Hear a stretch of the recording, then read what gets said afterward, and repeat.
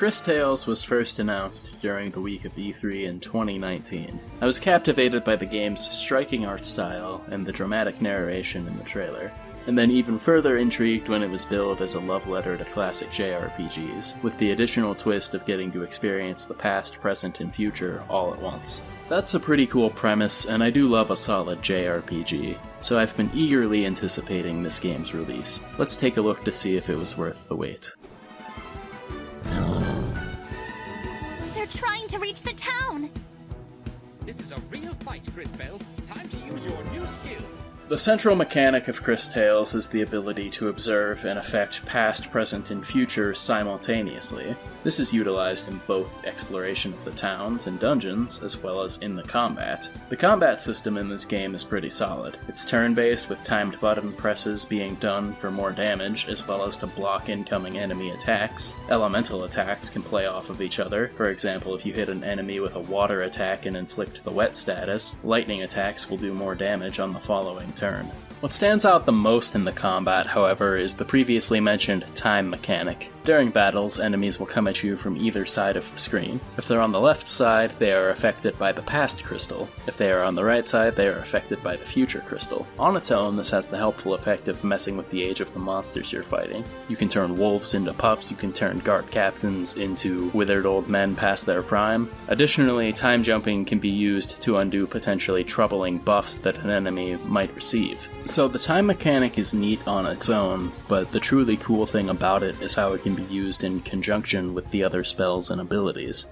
The game had two examples of this early on that put a smile on my face. The first instance was in a boss fight. The enemy had a giant shield that prevented me from doing damage to them. The solution was to have Christopher hit them with a water spell, and then send them into the future. This caused their shield to rust and subsequently allowed me to damage them. The next example was just after Wilhelm joined the party. One of his abilities casts a poison status, so something that you can do, rather than ride out the damage over time effect of the poison, is send the inflicted enemy into the future and do all the damage at once. The game does a wonderful job of introducing a plethora of different ways that the abilities interact with each other throughout the game. The boss design in this game is impeccable as well. I'm not going to go into details on all of them, but the majority of them truly felt like they were made with the game's systems in mind. They constantly come up with new ways to keep you on the back foot without making it overwhelming. Even later in the game, when I started to actually lose to some of them, it was a matter of me adjusting my strategy to be smarter rather than just being underleveled and needing to do more damage. That's a big thumbs up from me because I've long since lost my patience with grinding in these kind of games, so I'm quite pleased it wasn't necessary here.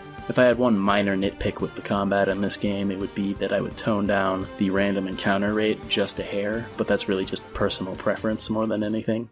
On the exploration side of things, the time mechanic is used in a manner that is just as satisfying as the combat. Whenever you reach one of the towns, you get to see the past, present, and future versions of it all at once. The window into the past is typically used for taking plot items that get destroyed in the present and bringing them back, or cause and effect kind of puzzles, such as planting a seed that will sprout a vine that the party can climb in the present. Usually upon arriving in town, it can be observed that the future of the place is looking pretty bleak, be it collapsed buildings, flooding, or some other form of catastrophe. The cool thing about the window into the future, though, is that your actions in the present can affect it. It's a satisfying demonstration that what you're doing is actually affecting change. Rather than being told that the NPCs are going to remember what you did, you're shown the results of your actions. A great example comes pretty early in the game. You meet a street musician who, before you help him out, his future seems to show him turning to a life of crime to get by. When you donate money to the guy and actually see his life change for the better, it makes the "thanks, this will really help me out" line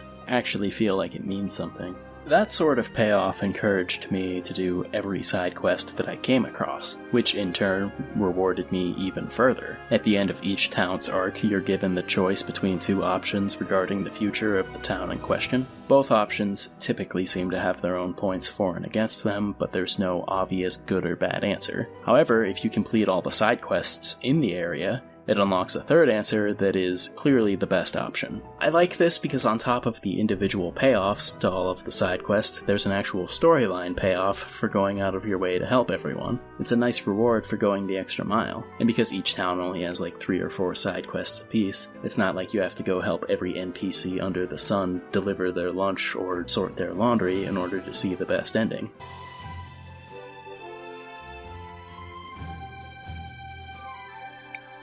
Wait, my rose!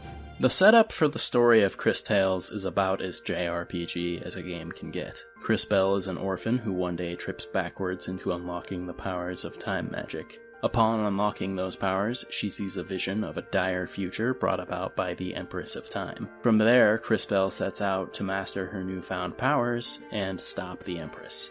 It would not be inaccurate to call the story of Cris Tales derivative. That being said, I think it's well written and done in a way that feels like it's trying to tell its own version of a story like this, rather than just be a slapdash collection of the genre's most used tropes. It isn't revolutionary, but I think it's well done and has a lot of heart.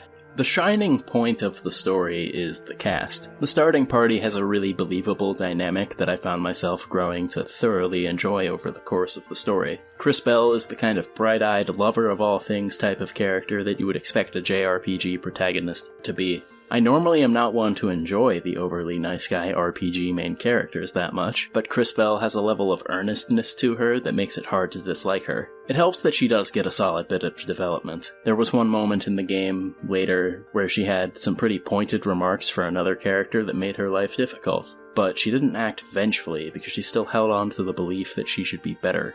Matthias is Cris Bell's talking frog companion, oftentimes serving as the voice that focuses the group on their mission. Christopher is a kid who is fighting against the Empress to avenge his brother. He has a nice arc in his own respect. And Wilhelm is an ages-old time mage trapped in a child's body. I like Wilhelm quite a bit. It would have been really easy for him to just come off as a bratty and standoffish kid, but they handle him in a way that, while he does come off as snarky sometimes, he has just as many moments that back up that he is as talented and wise as he's supposed to be. There are more party members that I won't give away, and plenty of ancillary characters that you meet along the way that, while they may not have an extraordinary amount of screen time, they certainly leave an impression with the time that they are given. The menagerie of villains that Cris Bell and friends have to deal with are also pretty cool in their own right as well. One of the most striking things about Cris Tales is its art style. It has a hand-drawn storybook aesthetic that pairs nicely with its unique character designs to help set it apart from other hand-drawn styles. Honestly, I couldn't tell you the number of times I stopped to just appreciate the backdrop of any given area when I entered it for the first time. So many of them looked stunning, whether it was the cool architecture of Nareem or one of the other towns, or the beautiful environments of some of the dungeons, such as Crystal Lake. I even enjoy the pop-up book kind of look that the overworld has. The environments all have a good bit of variation to them as well, down to the dungeons and the towns. Thankfully, despite its influences, Cris Tales goes a step beyond traversing through a bunch of caves and then resting at villages with slightly different building arrangements. All of the dungeons look pretty distinct from one another, and the towns, on top of looking different, all do a good job at establishing themselves as places with their own separate and distinct cultures. It was a joy to come to a new place and learn about the people and how to fix the problems that were befalling them. I believe that this game is a must-play. Cris Tales accomplishes what it set out to do with great effect. It managed to make me feel similar to how I felt whenever I played a new Final Fantasy game during my younger years.